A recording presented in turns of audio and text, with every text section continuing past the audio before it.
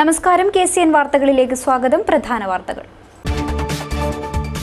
ജനകീയ സർക്കാരിന്റെ ഒരു വർഷം. കാസർഗോഡ് ജില്ലയ്ക്ക് നേരിയ പ്രതീക്ഷയ്ക്ക് വക നൽകുന്നതാണ് പിണറായി സർക്കാരിന്റെ സമീപനമെന്ന് വിലയിരുത്തൽ. ജില്ലയിൽ നടന്ന അരുംകൊലകൾ കലാപങ്ങളിലേക്ക് നീങ്ങാതെ കരുതലോടെ കൈകാര്യം ചെയ്ത ആഭ്യന്തര വകുപ്പിന്റെ ആസൂത്രണ മികവും കയ്യടി നേടുന്നു. കാസർഗോഡ് നഗരത്തിൽ മാലിന്യ കൂമ്പാരങ്ങൾ ഇത്തവണയും സുലഭം. ആദ്യ മഴ എത്താനിരിക്കെ നഗരം കൊതുക് വളർത്തു കേന്ദ്രമാകുമെന്നതിൽ സംശയമില്ല. ജാഗ്രത പുറപ്പെടുവിച്ച് ആരോഗ്യവകുപ്പ് അധികൃതർ. കാസർഗോഡ് ഗവൺമെന്റ് കോളേജിലുണ്ടായ വിദ്യാർത്ഥി സംഘർഷത്തെ തുടർന്ന് MSF നേതാക്കളെ പോലീസ് മർദ്ദിച്ച സംഭവത്തിൽ വകുപ്പ് തല അന്വേഷണം നടത്തുമെന്ന് മുഖ്യമന്ത്രി. നിയമസഭയിൽ NA നെല്ലിക്കുന്നിന്റെ ചോദ്യത്തിന് മറുപടി പറയുകയായിരുന്നു അദ്ദേഹം. ക്യാൻസർ രോഗ ചികിത്സയിലൂടെ മുടി നഷ്ടമാകുന്നവർക്ക് ആശ്വാസമായി തലമുടി ദാനം ചെയ്ത് ഒരു സ്നേഹ കൂട്ടായ്മ. ഹെയർ ഡൊണേഷന് നേതൃത്വമേകുന്നത് ഈ വാഗമരച്ചോട്ടിൽ ഫേസ്ബുക്ക് കൂട്ടായ്മ. ദേശീയപാതയിൽ അപകട ഭീഷണി ഉയർത്തി നീലേശ്വരം കാര്യംകോട് പാലം. വർഷങ്ങളുടെ കാലപ്പഴക്കമുള്ള കാര്യംകോട് പാലം പുനർനിർമ്മിക്കണമെന്ന ആവശ്യത്തിന് ശക്തിയാർജിക്കുന്നു. സ്വകാര്യ മൊബൈൽ കമ്പനികളുടെ കേബിളുകളും കൈവരികളെ ദുർബലമാക്കുന്നു. വിശദമായ വാർത്തകളിലേക്ക്. മാറി മാറി വന്ന സർക്കാരുകളിൽ നിന്ന് വികസന മേഖലയിൽ കടുത്ത അവഗണന നേരിട്ടുകൊണ്ടിരുന്ന കാസർഗോഡ് ജില്ലയ്ക്ക് നേരിയ പ്രതീക്ഷയ്ക്ക് വക നൽകുന്നതാണ് പിണറായി സർക്കാരിന്റെ സമീപനമെന്ന് വിലയിരുത്തൽ. സർക്കാർ ഒരു വർഷം പൂർത്തിയാക്കുമ്പോൾ എൻഡോസൾഫാൻ ഇരകൾക്ക് ധനസഹായം ലഭ്യമാക്കിയതും കുടിവെള്ള പ്രശ്നം ശാശ്വതമായി പരിഹരിക്കാൻ യുദ്ധകാലാടിസ്ഥാനത്തിൽ പദ്ധതിക്ക് രൂപം നൽകിയതും പട്ടയ വിതരണം സമഗ്രമാക്കിയതും സർക്കാരിന്റെ നേട്ടങ്ങളായി രാഷ്ട്രീയ നിരീക്ഷകർ ചൂണ്ടിക്കാട്ടുന്നു. ജില്ലയിൽ നടന്ന അരുംകൊലകൾ കലാപങ്ങളിലേക്ക് നീങ്ങാതെ കരുതലോടെ കൈകാര്യം ചെയ്ത ആഭ്യന്തര വകുപ്പിന്റെ ആസൂത്രണ മികവ് കയ്യടി നേടുന്നു. ഇടതുപക്ഷ സർക്കാർ ഒന്നാം വാർഷികം ആഘോഷിക്കുമ്പോൾ ഒരു വർഷം കൊണ്ട് സംസ്ഥാനം കൈവരിച്ച വികസന നേട്ടങ്ങളും ഒട്ടനവധിയാണ്.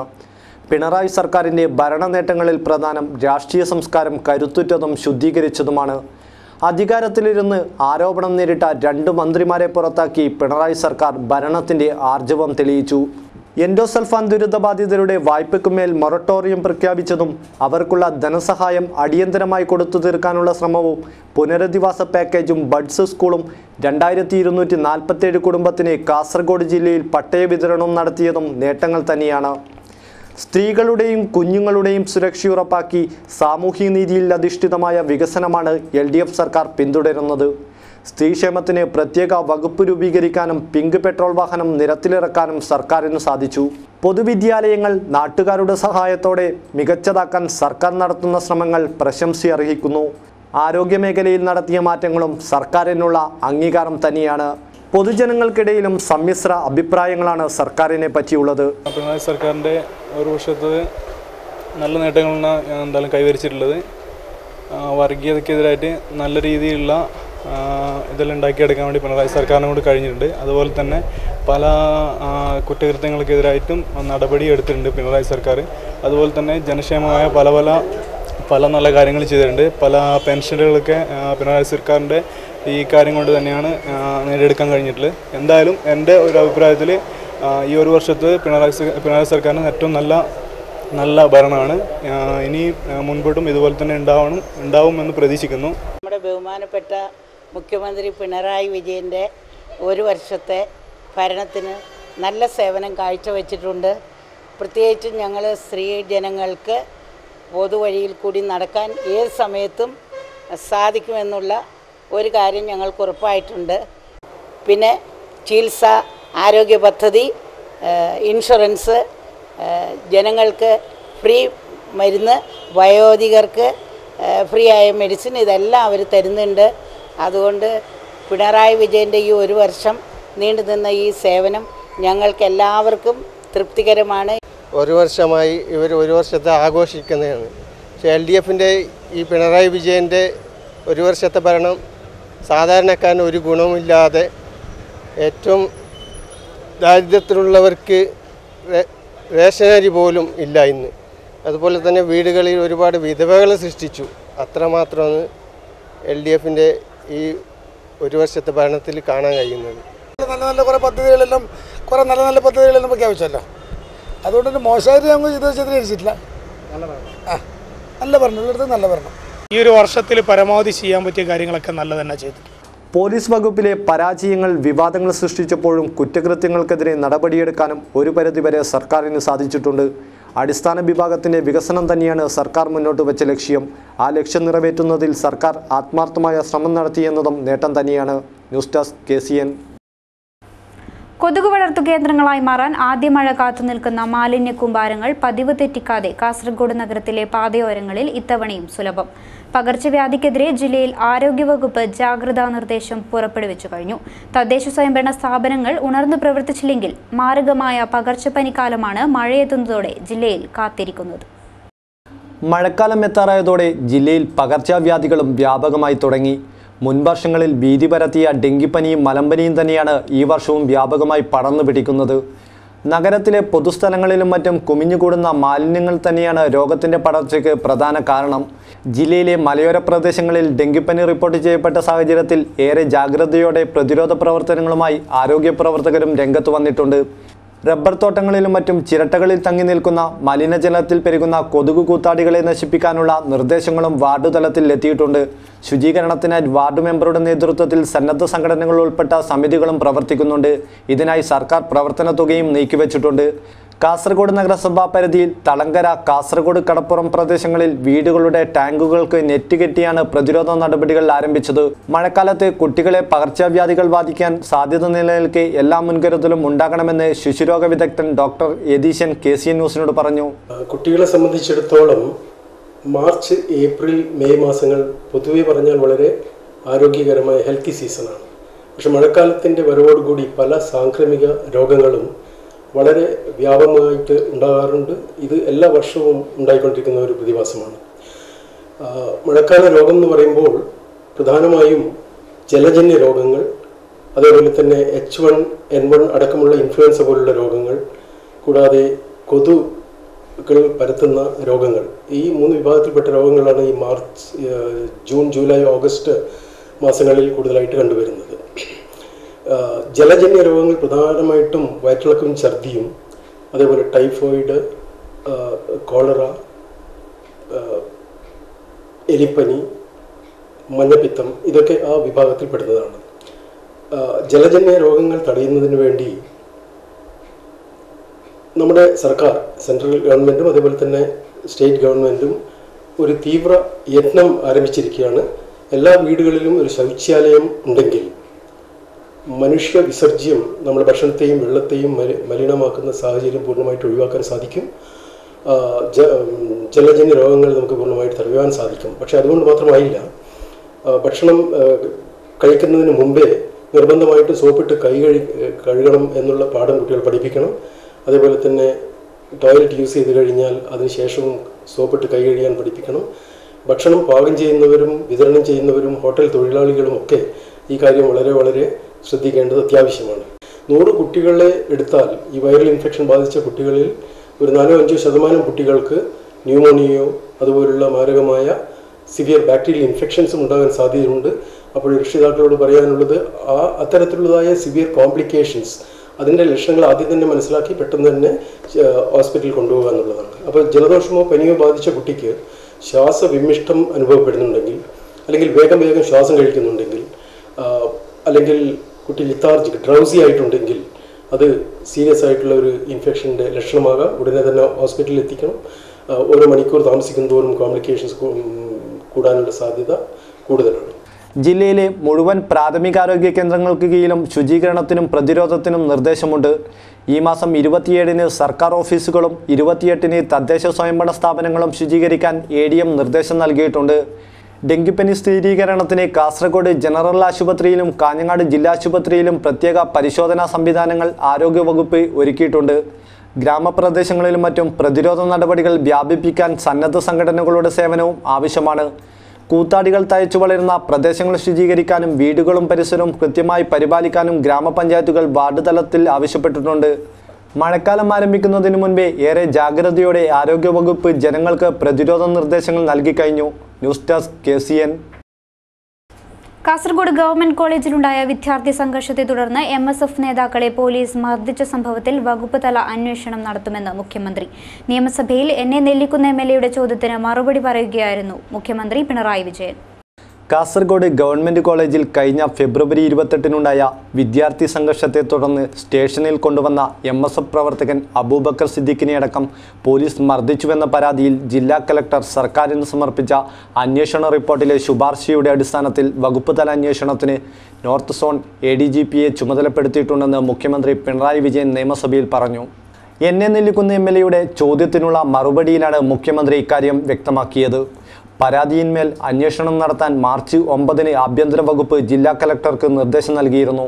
കാസർഗോഡ് പോലീസ് സ്റ്റേഷനിലെ CCTV ദൃശ്യങ്ങളടക്കം പരിശോധിക്കണമെന്ന് നിർദ്ദേശം നൽകിയിരുന്നു. കലക്ടറുടെ റിപ്പോർട്ടിലെ ശുപാർശയുടെ അടിസ്ഥാനത്തിലാണ് നോർത്ത് സോൺ ADGPയെ കൊണ്ട് വകുപ്പ് തല അന്വേഷണം നടത്താൻ DGPക്ക് നിർദ്ദേശം നൽകിയതെന്നും മുഖ്യമന്ത്രി പറഞ്ഞു. News desk KCN. ക്യാൻസർ രോഗ ചികിത്സയിലൂടെ മുടി നഷ്ടമാവുന്നവർക്കായി തലമുടി ദാനം ചെയ്ത് ഒരു സ്നേഹ കൂട്ടായ്മ. ഈ വാഗമരച്ചോട്ടിൽ ഫേസ്ബുക്ക് കൂട്ടായ്മയാണ് ഹെയർ ഡൊണേഷന് നേതൃത്വമേകിയത്. ദേശങ്ങൾ മറന്നുള്ള സൗഹൃദ കൂട്ടായ്മയാണ് ഈ വാഗമരച്ചോട്ടിൽ ഫേസ്ബുക്ക് കൂട്ടായ്മ. അർബുദ രോഗം മൂലം മുടി നഷ്ടമാവുന്നവർക്കായി ആത്മവിശ്വാസം പകരാനും മുടി ദാനം ചെയ്യാനുമായി ഫേസ്ബുക്ക് കൂട്ടായ്മയിലെ 5 സുഹൃത്തുക്കൾ കാഞ്ഞങ്ങാട്ട് ഒത്തുചേർന്നു. സെന്റ് അലൂഷ്യസ് കോളേജിലെ 3-ാം വർഷ വിദ്യാർത്ഥിനി വി തനുഷ, ഗവൺമെന്റ് കോളേജ് അധ്യാപിക KR അമ്പിളി, കാഞ്ഞങ്ങാട്ടെ NV അനുപ്രിയ, B ആതിര, മഞ്ജുള കരിച്ചേരി എന്നിവരാണ് ക്യാൻസർ രോഗികൾക്ക് സാന്ത്വനമേകുന്നതിനായി ഒത്തുചേർന്നത്. തൃശൂർ കേന്ദ്രമായുള്ള ഹെയർ ബാഗ് എന്ന സംഘടനയുടെ പ്രവർത്തനങ്ങളാണ് ക്യാൻസർ രോഗികൾക്കായി മുടി കൈമാറാൻ ഈ വാഗമരച്ചോട് എന്ന ഫേസ്ബുക്ക് കൂട്ടായ്മയിലെ സൗഹൃദ കൂട്ടായ്മയ്ക്ക് പ്രേരണയായത്. മുടിദാനം ചെയ്യുന്നത് മറ്റു വിദ്യാർത്ഥികൾക്ക് പ്രേരണയാവുന്നതിനായി ഹോസ്ദുർഗ് ഹയർ സെക്കൻഡറി സ്കൂളിലെ വിദ്യാർത്ഥികളുടെ സാന്നിധ്യത്തിലാണ് മുറിച്ചു നീക്കിയ മുടി കൈമാറിയത്. ക്യാൻസർ ബോധവൽക്കരണ ക്ലാസും സംഘടിപ്പിച്ചു. പാവപ്പെട്ട ക്യാൻസർ രോഗികൾക്ക് സഹായമാവുന്നതിനാണ് ഇത്തരമൊരു തീരുമാനം എടുത്തതെന്ന് ഈ സൗഹൃദ കൂട്ടായ്മയിലെ പ്രവർത്തകർ പറഞ്ഞു. തൃശ്ശൂരിലുള്ള ഒരു സംഘടനയാണ് ഹെയർ ബാങ്ക്. അപ്പോൾ അതിൻ്റെ കുറച്ച് ന്യൂസ് കട്ടിങ്സ് ഒക്കെ കണ്ട സമയത്ത് അവരെ വിളിക്കുകയും അവർ പറഞ്ഞു, നിങ്ങളിങ്ങനെ ഒരു പ്രോഗ്രാം ചെയ്തോളൂ, കുറച്ച് അധികം ആൾക്കാരുണ്ടെങ്കിൽ അവർക്ക് വന്ന് ചെയ്യാൻ പറ്റും, അല്ലെങ്കിൽ നമ്മൾ തന്നെ ചെയ്തിട്ട് അത് കൊറിയർ ചെയ്താൽ മതി. അവർ അഡ്രസ്സൊക്കെ അയച്ചു തന്നിട്ടുണ്ട്. അവർ പറയുന്ന പ്രകാരം നമ്മൾ മുടി വാഷ് ചെയ്ത് ഓയിൽ ഫ്രീ ആക്കിയിട്ട് കട്ട് ചെയ്ത് അത് നന്നായി ടൈ ചെയ്തിട്ട് കൊറിയറാക്കി അയച്ചു കൊടുത്താൽ മതി. നമ്മളുടെ പേരും മുടിയുടെ നീളമൊക്കെ അതിൽ കാണിച്ചിട്ട് അയച്ചു കൊടുത്താൽ മതി എന്നാണ് അവർ പറഞ്ഞത്. അപ്പം അങ്ങനെ ഒരു സൗകര്യം അവർ പറഞ്ഞതുകൊണ്ട് ഞങ്ങൾ ആ ഒരു മെത്തേഡാണ് ഫോളോ ചെയ്യുന്നത്. നേരത്തെ 6 പേർ മുടിദാനം ചെയ്യാൻ തയ്യാറായിരുന്നു. നഗരസഭാ ചെയർമാൻ VV രമേശൻ ഉദ്ഘാടനം നിർവഹിച്ചു. പ്രജിത് ഊലുളി അധ്യക്ഷനായി. AG Praveenkumar, Reetha Padmaraj, P Jayaraj, P Sudhakaran, Jithin Kundamkuzhi, Sreejith Manjakkal തുടങ്ങിയവർ സംസാരിച്ചു.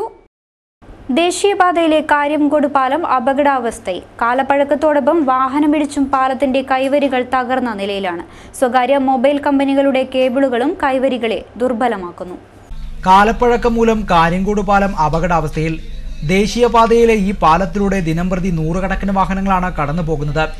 പാലത്തിന്റെ സ്പാനുകളിലൊന്നിന്റെ ഉൾഭാഗം പൊള്ളയാണെന്നും വലിയൊരു ദ്വാരം രൂപപ്പെട്ടിട്ടുണ്ടെന്നും പരിശോധനയിൽ കണ്ടെത്തിയിരുന്നു. അരനൂറ്റാണ്ടിലധികം പഴക്കം ഈ പാലത്തിലുണ്ട്. പാലത്തിന്റെ കൈവരികൾ പലപ്പോഴായി വാഹനങ്ങളിടിച്ച് തകർത്തിരുന്നു. വടക്കുഭാഗത്ത് യോജിപ്പിക്കാനാകാത്ത വിധം വിള്ളലും രൂപപ്പെട്ടിട്ടുണ്ട്. മധ്യഭാഗത്തുള്ള തൂണുകളും ബലക്ഷയം സംഭവിച്ച കാര്യം 2 വർഷം മുമ്പ് കണ്ടെത്തിയിരുന്നു.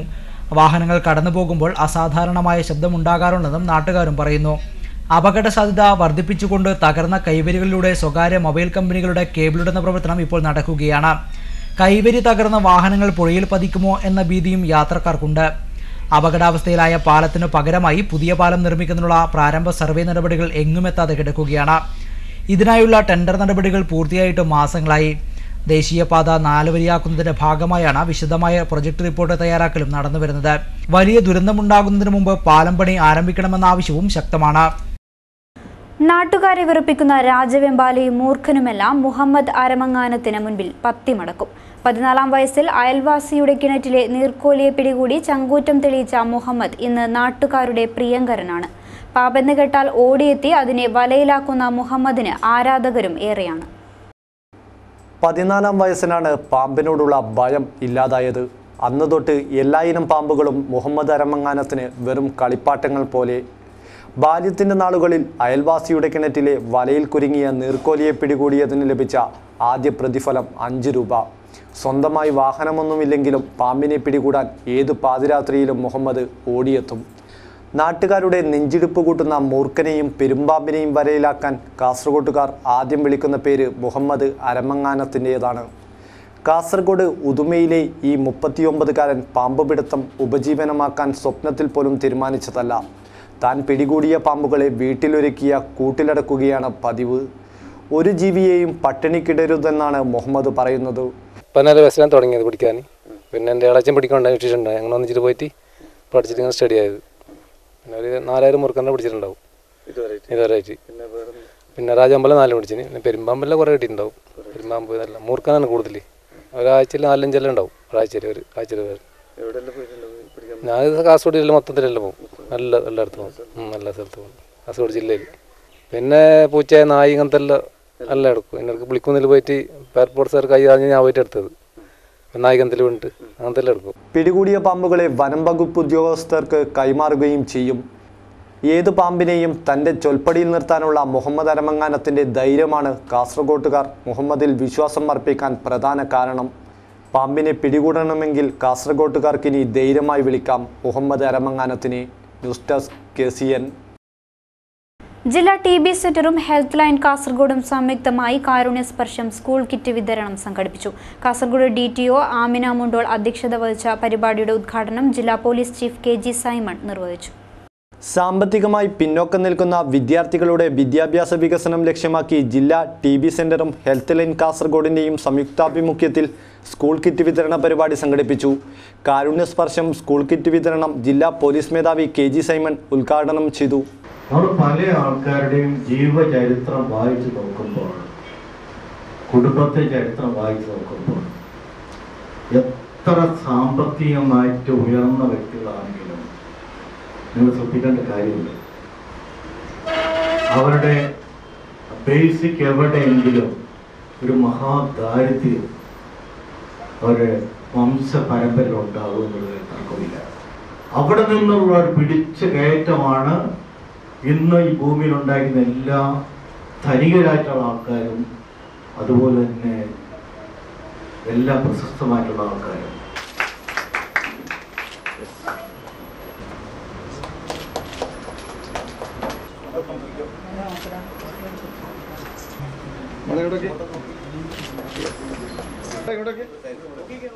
ചടങ്ങിൽ കാസർഗോഡ് DTO ആമിന മുണ്ടോൾ അധ്യക്ഷത വഹിച്ചു. DLSA സെക്രട്ടറിയും സബ് ജഡ്ജുമായ ഫിലിപ്പ് തോമസ് ബുള്ളറ്റിൻ പ്രകാശനം നടത്തി. ചടങ്ങിൽ ജനാർദ്ദന നായിക്, റിക്കി കൃഷ്ണൻ തുടങ്ങി നിരവധി പേർ സംബന്ധിച്ചു. ജീവനക്കാർക്ക് വൈദ്യുത സുരക്ഷാ ക്ലാസ് ഒരുക്കി KSCB workers association. Kasaragod division committee ജീവനക്കാർക്കായാണ് ക്ലാസ് ഒരുക്കിയത്. ജില്ലാ circle deputy chief engineer Moses Rajakumar class ഉദ്ഘാടനം ചെയ്തു. KSCB workers association Kasaragod division committee ജീവനക്കാർക്കായി സംഘടിപ്പിച്ച വൈദ്യുതി സുരക്ഷാ class Kasaragod circle deputy chief engineer Moses Rajakumar ഉദ്ഘാടനം ചെയ്തു. സംസ്ഥാന ജോയിന്റ് സെക്രട്ടറി V ജനാർദ്ദനൻ അധ്യക്ഷത വഹിച്ചു. പരിപാടിയിൽ P Surendra, TP Lakshmanan Kannur, Jalaluddin, K Sreenivasan, PP Jayarajan തുടങ്ങിയവർ സംസാരിച്ചു. 2 ദിവസങ്ങളായി നടന്ന മടിയൻകൂലം ക്ഷേത്രപാലകനീശ്വര ക്ഷേത്രത്തിലെ കലശ മഹോത്സവത്തിന് സമാപനമായി. ക്ഷേത്രത്തിലെ കലശ മഹോത്സവം സമാപിക്കുന്നതോടെ 9 മാസക്കാലം നീണ്ടുനിന്ന ക്ഷേത്രപരിധിയിലെ കളിയാട്ടങ്ങൾക്ക് സമാപനമാകും. മടിയൻകൂലം ക്ഷേത്രപാലകനീശ്വര ക്ഷേത്രത്തിലെ കലശ മഹോത്സവത്തോടെയാണ് കൂലോം പരിധിയിലെ കളിയാട്ടക്കാലത്തിന് സമാപനമാവുന്നത്. നാടിന്റെ നാനാഭാഗങ്ങളിൽ നിന്നും ഒഴുകിയെത്തിയ ആയിരങ്ങളെ സാക്ഷിയാക്കി ക്ഷേത്രപാലകനീശ്വരനും കാളരാത്രിയമ്മയും നടയിൽ ഭഗവതിയും അരങ്ങിലെത്തി.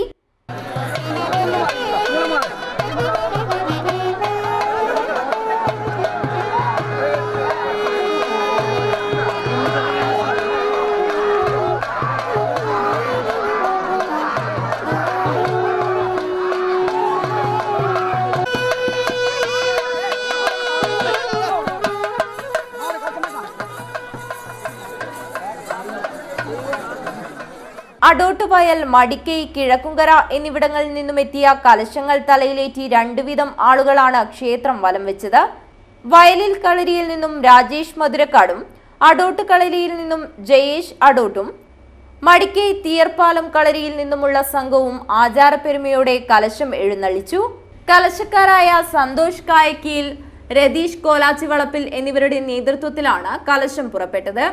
കിഴക്കുംകര ചെരിച്ചൽ മടിയൻ വണ്ണാൻ തറവാട്ടിലെ ആചാരസ്ഥാനികരായ മടിയൻ ചിങ്കം, മടിയൻ കർണമൂർത്തി, മടിയൻ പുല്ലൂരാൻ എന്നിവരാണ് കലശോത്സവത്തിൽ തെയ്യക്കോലം അണിഞ്ഞത്.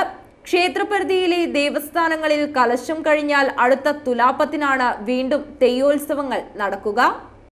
ബിരിക്കുളത്തു പരിസര പ്രദേശങ്ങളിലും ഡെങ്കിപ്പനി പടരാൻ സാധ്യതയെന്ന് കണ്ടെത്തൽ. പഠനം നടത്തിയത് കരിന്തളം പ്രാഥമിക ആരോഗ്യ കേന്ദ്രവും ബിരിക്കുളം കുടുംബക്ഷേമ ഉപകേന്ദ്രവും. ബിരിക്കുളത്തും പരിസര പ്രദേശങ്ങളിലും ഡെങ്കിപ്പനി പടരാൻ സാധ്യതയുണ്ടെന്ന് ആരോഗ്യവകുപ്പ് നടത്തിയ പരിശോധനയിൽ കണ്ടെത്തി. കരിന്തളം പ്രാഥമികാരോഗ്യ കേന്ദ്രവും ബിരിക്കുളം കുടുംബക്ഷേമ ഉപകേന്ദ്രവും നടത്തിയ സർവേയിലാണ് ഈ കണ്ടെത്തൽ. ഇവിടങ്ങളിൽ ഡെങ്കിപ്പനി പരത്തുന്ന ഈഡിസ് ഈജിപ്തി വിഭാഗത്തിൽപ്പെട്ട കൊതുകുകളുടെ സാന്ദ്രത വളരെ കൂടുതലാണ്. ഇതിനകം തന്നെ ഇവിടെ ഒരാൾക്ക് ഡെങ്കിപ്പനി ബാധിച്ചതായും റിപ്പോർട്ട് ചെയ്തിട്ടുണ്ട്.